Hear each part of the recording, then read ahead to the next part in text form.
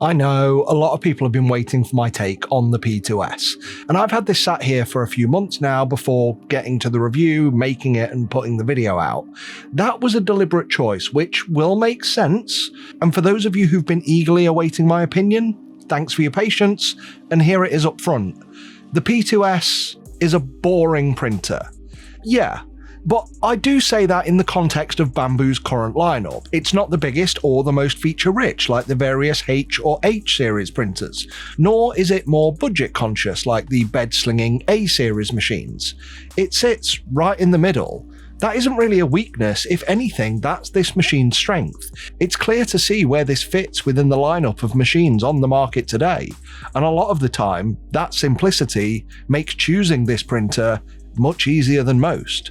However, still, in this modern world, there's room for improvement, room for changes. Some things that Bambu have chosen to adopt, some they've added after release, we'll get to that, and others which leave me wondering, couldn't you have just...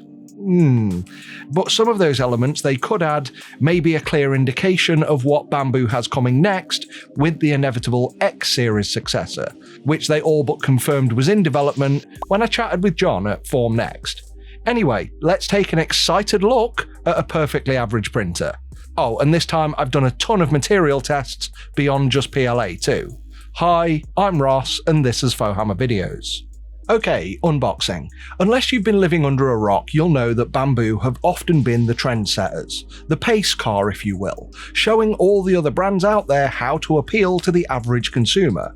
And it starts with these basics. Open the lids and be presented with a QR code that links you to a video guide on safely unboxing and setting up the machine, which is essentially removing all the foam, tape, and if you have the combo unit, as I expect most people will, removing and unscrewing the AMS unit along with the retaining clamps. Then you just need to unscrew the bed, which has been secured for shipping. What is slightly less common is the left and right lead screws also have this securing guard, which also needs to be removed. Don't forget these. But even if you do, the UI will warn you about all of this stuff on the first boot. Now, depending on the configuration you buy will determine what you do next. If it is just the standalone machine, you can mount the filament reel holder on the right-hand side, then connect the PTFE tube to the 2-to-1 port buffer on the rear of the machine.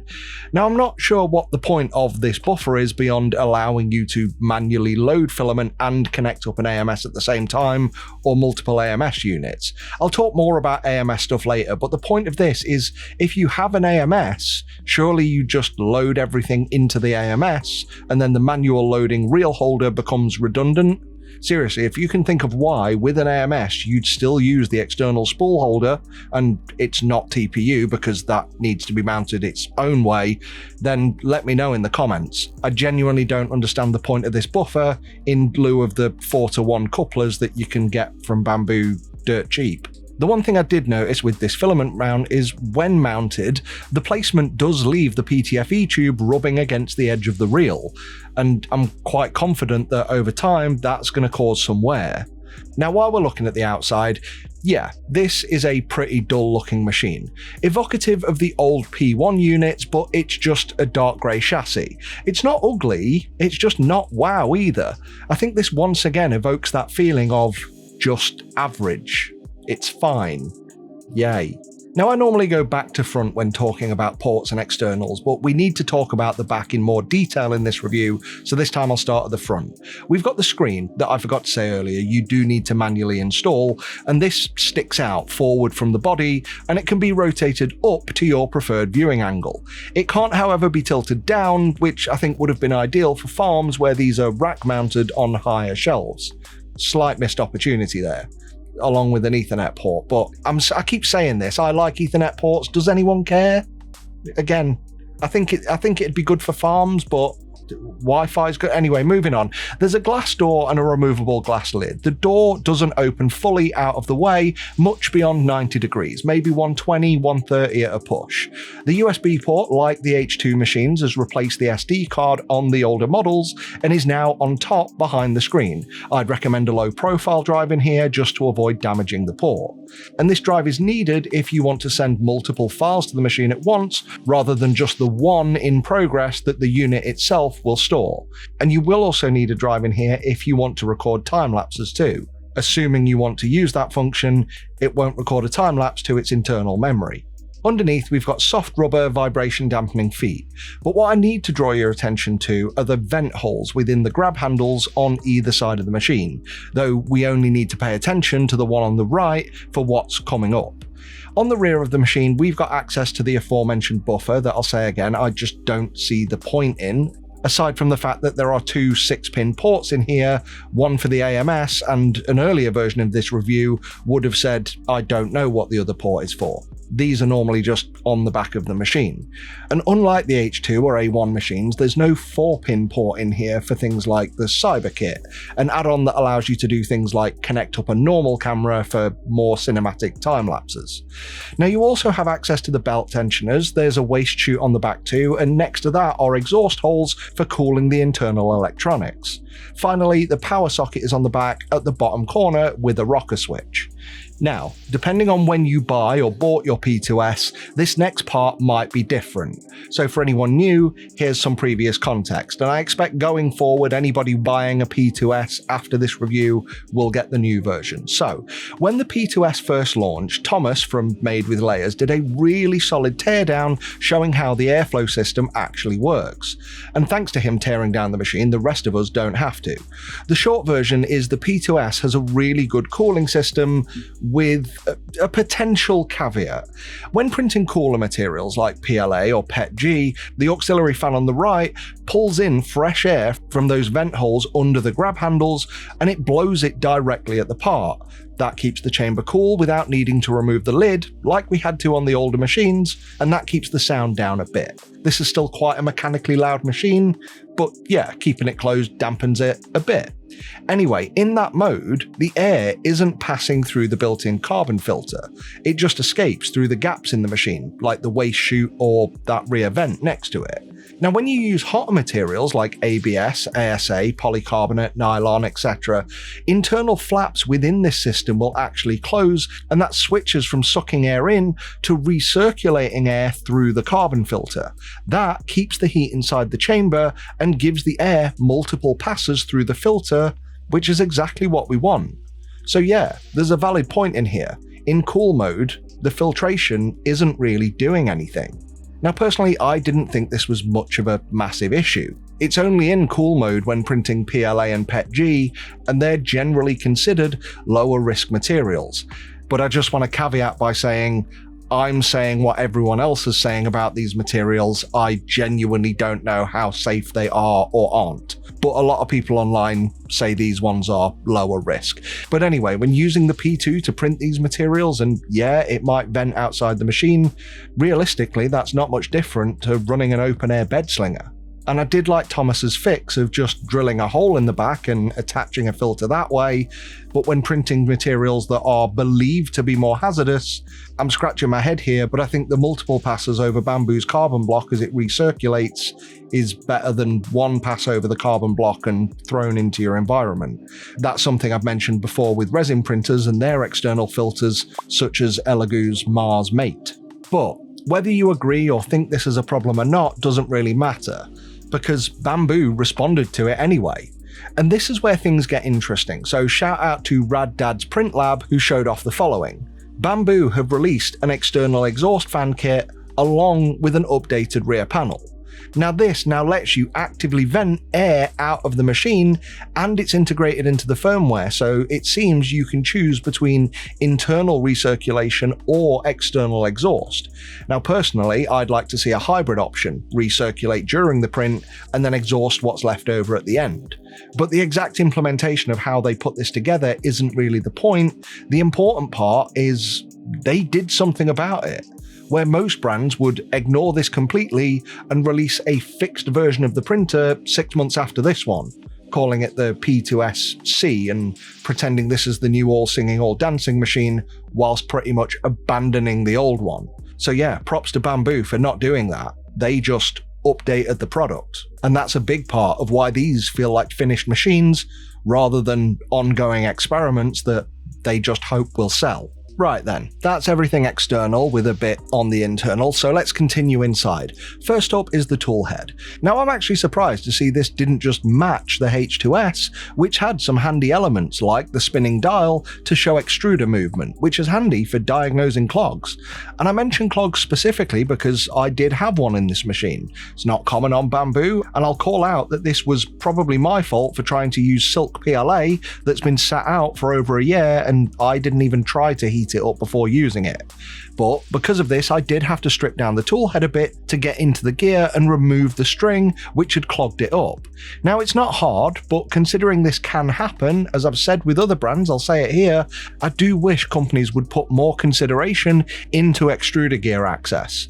This is going to happen just like paper jams on a 2D printer, so this is something I'd like to see improved going forward. Saying that, I have seen other brands that make extruder gear access easier, and those are typically the brands that clog more, so maybe I just don't know what I'm talking about when it comes to the tech, but I don't need to. I'm a user, I'm just going to say what I would like to see for more convenience. The nozzle is quick swap. It's the same nozzle used on the H2 printers, and I do like to see cross-compatibility in brands' ecosystems. It makes sense. If you spend time with this and later decide to upgrade to the H series, the collection of nozzles you bought, or even third-party ones like this high-flow one from E3D, will still work on your newer machine. And to change these, just remove the sock, unclamp it, and put a new one in. I do find it interesting though that the nozzle inside the toolhead isn't central, and I'm saying that because I'm not blind to the internet. I know Reddit exists, and I've seen the rumours of what's upcoming, and yeah, I hope that's true. The emission I am sad about, and maybe I'm alone here or this is a hot take, but I actually like the H-series add-ons of a drag cutter, pen plotter, and yeah, a laser. So the fact that this toolhead seemingly has no way to mount any of those components, I do think that's a missed opportunity, because at least then these machines would have been able to at least offer something that the competitors don't. And I think with more access to those functions, the more people will use them, the more designs will be available, and the better the software will become in the long run. But I don't know, maybe we'll see that in the next X series printer. It's got the usual mod cons, waste chute nozzle wiper, and an upgraded internal light from the P1 series. There's also a time-lapse camera in the corner, which can also be used in the app for live monitoring at a pretty decent frame rate, and the time-lapses are exported at a full 1080 resolution. Something that I kept forgetting to mention on my H-series printer reviews has reared its head here, because when it comes to privacy a little, the camera angle can actually see slightly out of the door and can sometimes pick up what's going off in your room. Unlike the A-series printers, there's no swing over privacy guard on these, but one of the files included on the printer is a printable privacy cover. But this completely covers the camera. I think I'd rather just have something that's kind of like a blinker that blanks out the window area, but I don't know, just something to be aware of. Probably won't bother most people. The Z-axis has 3 lead screws running on 3 guide rods for stability, and whilst the rear lead screw can be tricky to access for maintenance due to it sitting deep within a plastic channel at the back of the printer, at least this time, unlike the H-series, the guide rod isn't in the way. The build plate is once again a spring steel PEI plate that can be easily removed and guided back into place with the tab on the back of the bed. And the build volume is once again 256mm cubed, matching the previous generation. And like I said before, this has the benefit of being able to use your existing or third-party plates that are abundantly available now. And there are many models online where the designers have considered this as the size constraint to keep in mind when designing their models. But we've got to be aware that other brands are releasing printers in this size category but have pushed the build volume up to 260mm. Yeah, it's only 4mm on each axis, so it isn't much at all, but pricing psychology has taught us that 260 sounds so much bigger than even 259. People who are keenly into 3D printing and watching reviews like this one won't care about this difference at all, but the average consumer just comparing specs on websites might be swayed to other brands by this difference. Now, before we come on to print quality, the AMS units. Now, as I've got the combo version, I got the AMS2 Pro inside the printer. These machines, like the H2s, support up to 4 of these or the original AMS, but these new ones have built-in heating and air vents for drying out your filament. That's incredibly handy. But along with those 4 units, you can also connect up to 4 AMS HTs. Those are single reel units, or any configuration between 4 AMS or AMS HTs with a maximum of 20 material slots available at once. I've still not seen anyone do that setup. I need 1 more AMS HT and then I can do it. I might do that as a video on my H2C. Anyway, I do have to call out that I actually prefer the AMS HT units, especially on single nozzle printers like this. I don't need 4 slots. All I need is the 1 material I'm printing with and then another to fail over to on run out. I'd love to see Bambu make a dual reel holder, and I'm going to keep saying it until they do, but until then, I would actually like to see them do what they can do now and offer a bundle of the base P2S machine with the 2 separate AMS HT units alongside, rather than the combo with a full AMS2 Pro. And I thought I was mad when saying this, but quite a lot of people have echoed in the comments. But at least then we'd have failover and the 2 ports on the buffer on the back would make sense. And finally, software.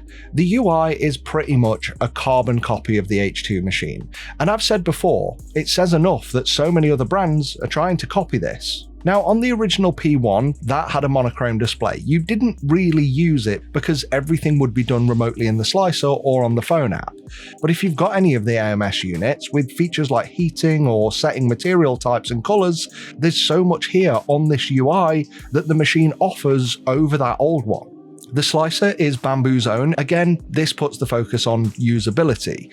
There's elements like color changing being a case of selecting from drop-down menus, and at the time of recording, this is an alien concept to many forks of Orca Slicer. But in fairness, Orca Slicer does have some advanced features that this doesn't.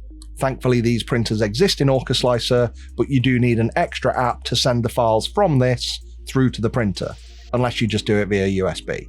And then you've got the phone app, which has live monitoring, sensible notifications, and you can even start some prints from MakerWorld direct in the phone app itself. But the desktop slicer is far more versatile. I sent a Master Chief print from the phone app to the printer, and it supported and printed it.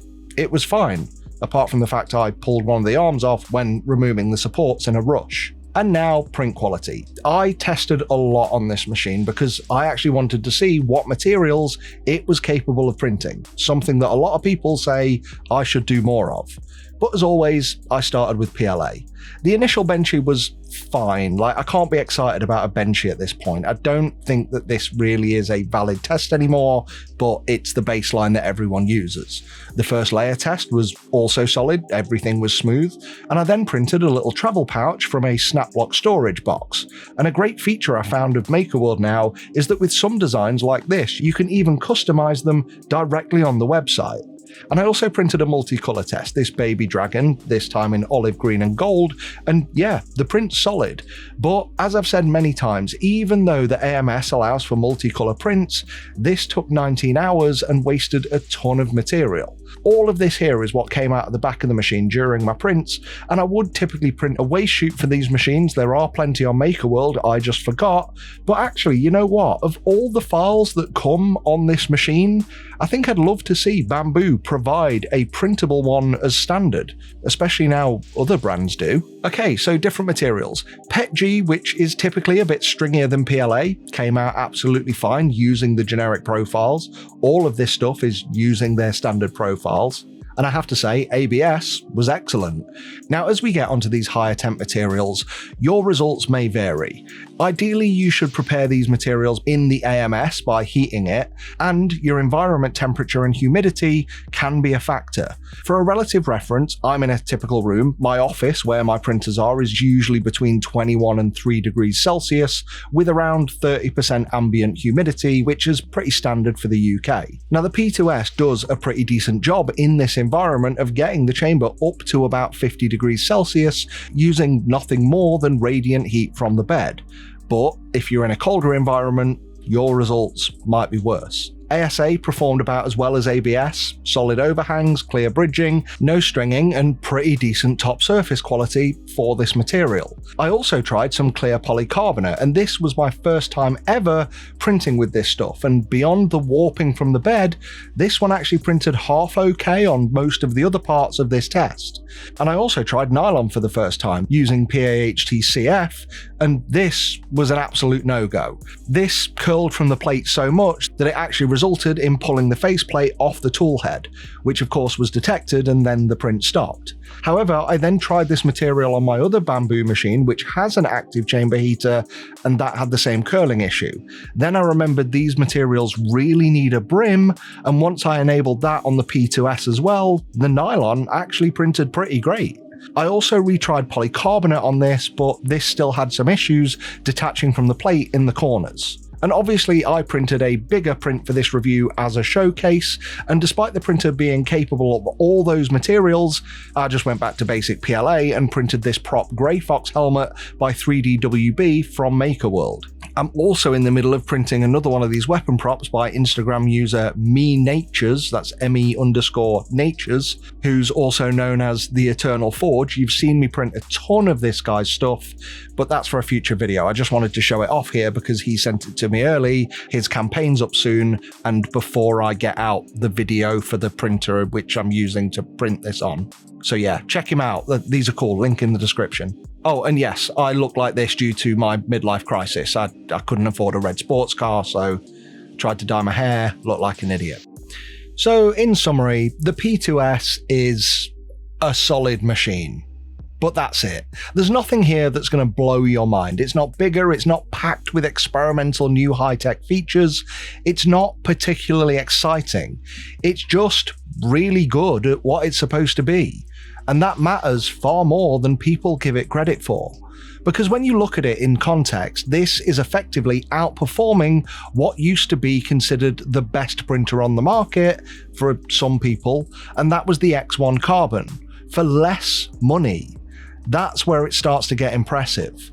Now, I said years ago with the P1, and I'm going to say it again here, if you actually want to get into 3D printing properly, not just mess about with it or have a go for the cheapest amount, or you actually want a reliable workhorse, start here. I beg you. And yeah, I know Bambu has its haters, but let's look at any product category. Every big brand does. And it seems to be the louder they get, the more successful a product usually is. We've seen it 1,000 times. This is just Apple versus Android all over again. You either want something that's open and tweakable, but maybe a bit rough around the edges, or you want something that's more simple, consistent, and just works, but can be more locked down. That's just a choice. Bambu sits firmly on that second side. Now for me, that's worth it, because these are still the only printers I use that feel like fully finished consumer products when you buy them, not almost their experiments that you're expected to fix yourself or may get some updates later. They get the details right, they support their machines. As we've seen here, they don't just bug fix, they improve things after release. And that is the bit that people massively undervalue. Now, I also know exactly what comments are coming next. That's only because Bambu paid you. You're a shill, you're a fanboy. Yeah, I am a fan of Bambu. And it's not because they paid me. They didn't. This printer was provided for review just like every other printer from every other brand I've covered, well, 90% of them anyway. I'm not under contract with Bambu. The only money I make is the same affiliate commission I get from every brand. I'm just sick and tired of hearing this argument. And in fact, Bambu's commission is lower than all of the other brands I work with. So if this was about money, I'd be recommending literally anyone else. And I'm not. That should tell you everything you need to know. I'm recommending these because I like them, and I want you to watch my videos, buy a printer, and like it. Then you subscribe to me. That's it. But yeah, I recommend these because when I need something printed, these are the machines I reach for. If you want a printer that just works, improves after you buy it, and doesn't feel like a project you have to manage, get one of these. What is it they say? Buy once, cry once. Now, if this is your first printer, you unfortunately, or probably fortunately, won't get the context of just how much more you get here in terms of user experience compared to the other brands. So you know what? Don't believe me.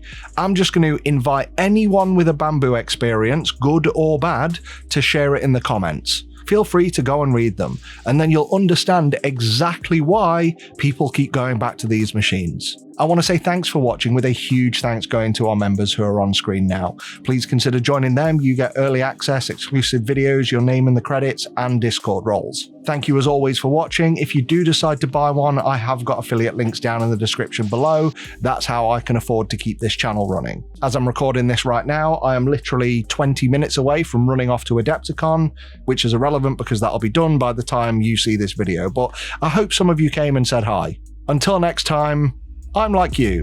I have no name. Fohammer out.